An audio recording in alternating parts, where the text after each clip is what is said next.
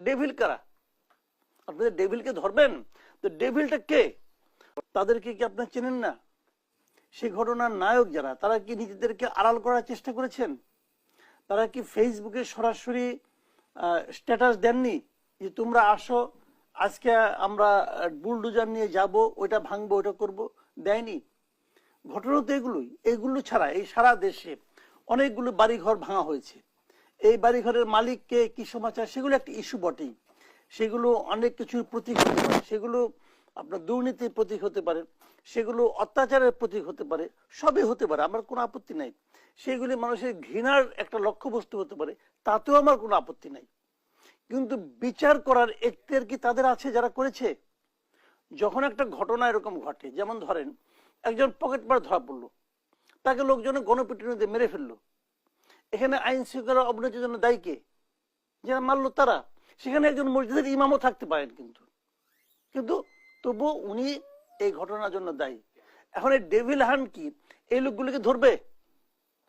Devil কারা? আপনাদের ডেভিলকে ধরবেন, তো ডেভিলটা কে? বর্তমানে এই পরিস্থিতিতে আমি যদি আইন শৃঙ্খলা রক্ষাকারীর বাহিনীর নির্লিপ্ততার কথা বলে তাদেরকে দায়ী করি, তোমরা নড়ছো না কেন, তোমরা ধরছো না কেন, তোমরা মারছো না কেন, যদি বলি আমরা, তোমরা কাদেরকে ধরতে বলবো, কাদেরকে মারতে বলবো? কাদেরকে? তারা কারা? এই লোকগুলিকে অচেনা কেউ?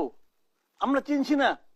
হাদি নামে একটা ভদ্রলোক, সে ঢাকার মেসি স্টুডেন্ট কিনা যায় না, সে তো ফেসবুকে স্ট্যাটাস দিয়ে ছবি দিয়ে বলছে, সে তো ইউটিউবে ভিডিও করেছে, তোমরা আসো কালকে। তাকে ধরা হবে? তাকে ধরা সম্ভব? সম্ভব তো না রে ভাই। তাহলে আপনি আইন শৃঙ্খলা রক্ষার নামে আসলে কাকে ধরবেন? এ ধরনের ঘটনা কিন্তু আমরা আগেও দেখেছি, বিভিন্ন সরকার আমলে দেখেছি। কেবল আওয়ামী লীগ আমলে না, তার আগে যে বিএনপি আমল ছিল তারাও করেছে। তারাও কিন্তু আপনার ওই যে একটা করছিল, ক্লিন হার্ট অপারেশন করছিল বোধ হয়, তো অনেকের হার্ট ক্লিন করে ফেলাইছে। তো এগুলো তো হচ্ছে রে ভাই সোসাইটিতে। আমরা ওরকম আরেকটা করছি, ডেভিল হান্ট করবে, দেখি কাদেরকে হান্ট করে, ধরে নিয়ে আসবে, বলবে পূর্ব ঘোষিত কর্মসূচি ছিল।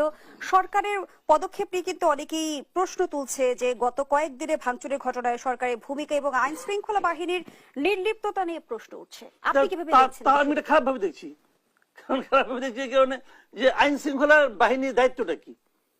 যেখানে ভাঙছে প্রত্যেকের জায়গায় পুলিশ ছিল, পুলিশের একটা এখতিয়ার ছিল, ওখানে ওই এলাকায় একটা থানা আছে না? ওই থানা কি করতেছে? আজকে দেখলাম যে গাজীপুরে যে বৈষম্যবিরোধী ছাত্র আন্দোলনে কয়েকজন লোক মার খেয়েছে, এই অপরাধে এটা থামাতে পারলো না কেন? গাজীপুর থানার পুলিশকে বদলি করা হয়েছে।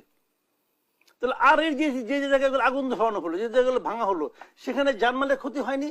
হয়েছে। সেখানে পুলিশকে বদলি করা হয়েছে। তো ওই সমস্ত পুলিশ কর্মকর্তাকে কি ডেভিল হিসেবে চিহ্নিত করে হান্ট করা হবে? হবেটা কি? এটা হলো মানুষকে ভয় দেখানো। ভাই, আমি বয়স একদম তো কম হয় নাই, সেই বঙ্গবন্ধু শেখ মুজিবুর আমল থেকে দেখে রাখতেছি। উনিও লাল ঘোড়া দাবড়াইছেন, অনেক কিছু করছেন।